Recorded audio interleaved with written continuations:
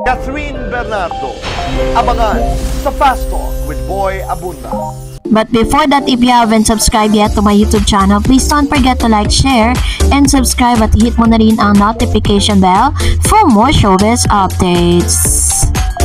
Of course, bago tayo magpatuloy sa ating updates for today's video, nais ko po muna magpasalamat sa lahat ng mga legit viewers, subscribers, at ang lahat ng mga legit na nagmamahal at sumusubaybay sa lahat ng ating mga updates. Maraming salamat po. And of course, syempre gusto ko rin pasalamatan ang inyong mga warm ratings na talaga namang nakakataba ng puso na naalala nyo po ako sa aking kaarawan. Thank you so much. And for today's video, congratulate natin ang Team Kat din sapagkat pinasaya nila ang libo-libong tao po sa KCC Mall sa Mindanao, kung saan kahit po despite na hindi kagandahan ng panahon, maalinsangan sa mga oras na yan dahil hindi mo alam kung uulan ba or hindi. Dahil katatapos lang ng bagyong Christine ay talagang sinugod po sila ng lahat ng mga Kat din followers, lahat ng mga Catherine Bernardo followers and Alden Richards lovers, nandiyan po lahat. So talaga nakita natin na 100% full support ang ibinigay sa kanila ng ating mga kababayan dyan sa Mindanao. So 2 beses po silang magtutour dyan po sa KCC Mall or dyan po sa may Mindanao area. And talagang pinatunayan po ng lahat ng mga taga Mindanao kung gaano po nila kamahal si Catherine at si Alden Richards sa walang tigil or walang humpay na suporta. Pero ngayong araw nga, katulad ng naihatid ko po sa inyo this October 28, 2024, kung saan nakatakda na po na si Miss Catherine Bernardo ay haharap sa Fast Talk with Boy Abunda nga mamayang 4:45 PM pagkatapos ng Forever Yours. And yun po yung isa sa pinakaabangan nating lahat. Pero gusto ko lang po kayong warningan kasi baka mamaya nag-expect po ang lahat ng mga Kat din fans that ito pong si Mr. Boy Abunda is going to talk about her love life, doon po sa kanyang status ng kanyang pag-ibig, or should I say may mga pagkakataon na baka tanungin siya ni Mr. Boy Abunda patungkol sa panliligaw nga ni Mr. Alden Richards sa kanya, na wish nating lahat na sana ganun yung maging point to point na mga questions dito kay Miss Catherine. Pero base po sa mga we heard, base po sa mga source, na parang isinantabi ni Miss Catherine Bernardo ang mga katanungan patungkol sa kanyang love life. Kasi di ba katulad ng sinasabi ko sa inyo sa mga interviews, kasi nag-aral po ako sa mass communication and pinag-aralan namin yan tungkol po sa mga setup ng interviews. Sa mga interviews po dyan, ang magaganap is may mga nakalatag na pong mga questionnaires. May mga nilalatag silang mga tanong na pinapa-check at ipinapabasa dun sa i-interviewin. Ngayon yung i-interviewin at yung kanya pong RM o road manager na matatawag, sila po yung parang mag-a-approve kung ano yung mga questions na itatanong nila doon po sa i-interviewin. Kasi may mga questions kasi na parang minsan ayaw nilang sagutin ng live and parang base po dun sa kanilang pag-uusap kung hanggang saan lang yung pwedeng takbuhin ng kanilang interview. Ngayon, do not expect too much na parang sa interview na to marami tayong malalaman tungkol sa kanilang dalawa. And I think mas marami tayong malalaman tungkol sa takbo ng kanilang trabaho ni Alden Richards.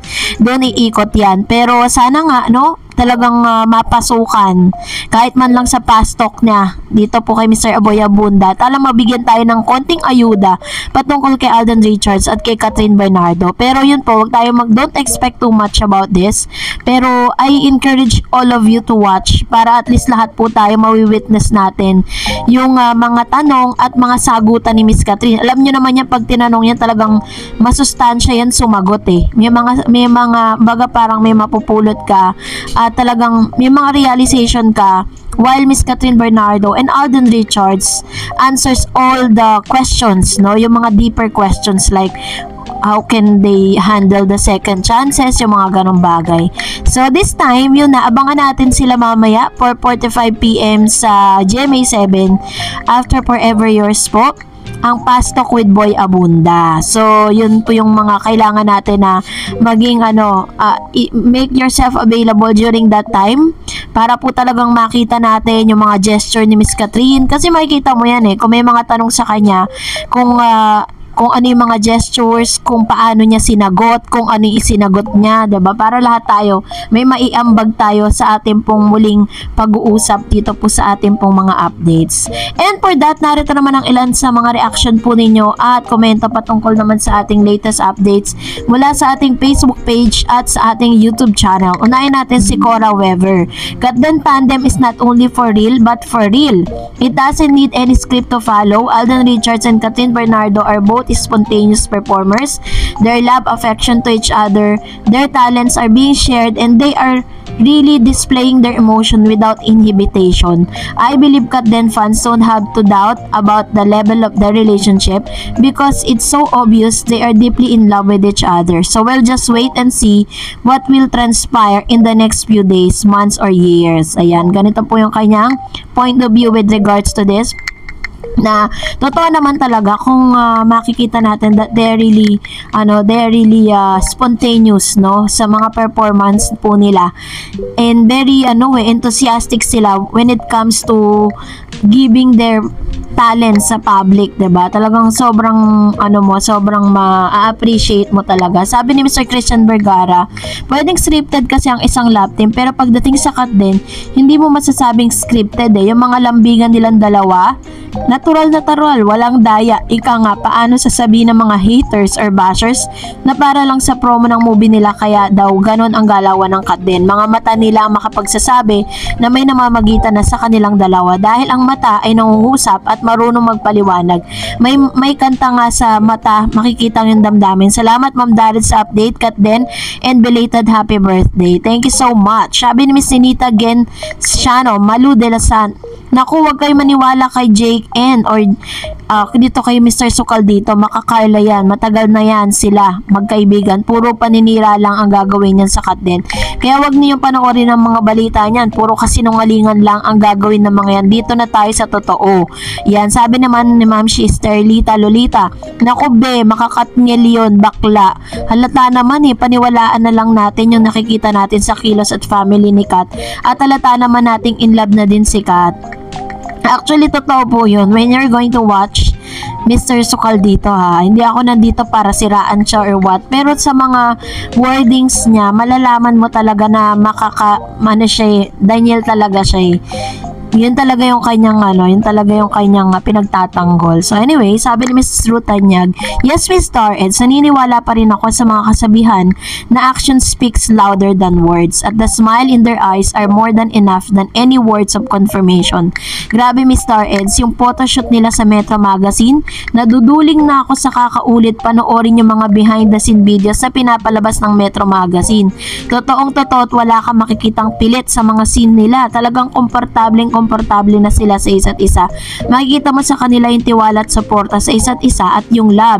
Iisipin mo parang totoong photoshoot na ito ng prenup sa totoong buhay nila. Grabe ang sweetness nila, overload. Tinalo pa nila malakas sa bagyo sa lakas ng chemistry nilang dalawa. Hindi nila magagawa yun ng tama kung wala talagang namamagitan sa kanila. Ayaw pa rin talaga nila aminin. Sabi nila, ganyan daw talaga Miss Star Eds, ang mga babae hindi nagsasabi ng 100%, lalo na si Kat dahil galing siya sa hindi magandang experience niya sa ex niya. Anyways, Miss Star Eds, thank you so much for the updates sa Katden. Always stay safe and God bless. Ayan. So ito naman po yung kanyang komento patungkol sa bagay na ito. Kasi totoo naman, if you're going to watch the BTS, talagang makikita mo talaga yung chemistry Sabi ni Miss Emir, Dar Eds, tama po kayo. Naku, malayo yan sa sagot na yan ni Alden. Nakabuting tao ni Alden. Pareho sila ni Kat. Hindi gumagamit ng foul language. Tama yung fans na ayaw kay Alden para kay Kat. Siguro salita nila yon. Tama po rin kayo, Miss Dar Eds. Hindi sila naka-move on. Kay nako madam, madami po yan. Sabi ng mga psychology scholars, something is wrong on their own personality. Ayaw kasi nila tanggapin Kaya lahat ng bagay ay nilalagyan nila ng negativism. Hala, pag nawili sila sa ganyan, windang ang kanilang personalidad. Sabi niya, sana lang kung ayaw nila, di ayaw, hindi naman pinipilit sila ni Alden at Kat sa kanila. Naku, looking on bad side sila lagi. Naku, wag kayong mag-aksaya ng panahon sa kanila. Salamat, Ma'am Darreds, ma'am. Ayan, sabi naman ni Ma'am Rosalinda, Siha, Miss Dar, sa'yo lang ako nanonood at nakikinig sa mga balita kasi totoo at updated. Ayan, thank you so much, Ma'am Shi, sa inyo pong tiwala and sa inyo pong palagiang panonood. And Mas Maludia Santos said, pansin ko na marami na namang gustong guluhin ng Katden na kesyo daw hindi type ni Catherine si Alden at may iba-iba tong gusto, lalo na yung Jobert Sokal dito na nagsasabi sa kanilang programa na ang Katden ay malabong maging sila, na obvious naman na makakatnil siya. May isa ring vlogger na si Just Powell na binabalita na sinabi daw ng isang reliable source na hindi daw talaga gusto ni Catherine si Alden. Grabe, no? Galing nila manghula, ang galing nila mag-create ng kanilang mga story. Si Alden Richards na nga mismo yung nagbibigay ng tips sa lahat, 'di ba?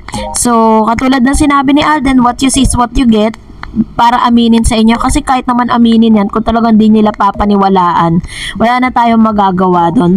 Basta ang importante, makita nating masaya si Alden at si Catherine together, 'di ba? Hindi yung parang wala lang sila sa isa't isa, parang hindi sila nag-i-exist. Yun talaga, doon na tayo talaga magtaka kung totoo ba talaga na may something. Pero sa mga nakikita kasi natin, iba yung mga nakikita natin. Well, kung nagustuhan mo ang video na ito, huwag mo kalimutan mag-like, mag-share, at mag-subscribe, at i-follow mo na rin ang aking Facebook page, Dareds TV. And also, I have my TikTok account, which is Dareds TV. Pwede nyo rin po akong i-follow doon.